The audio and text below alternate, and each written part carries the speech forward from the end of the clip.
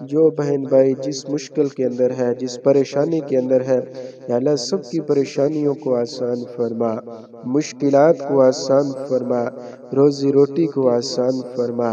یا کریم اللہ جو بیمار ہیں یا اللہ انہیں شفائے کاملہ عاجلہ عطا فرما۔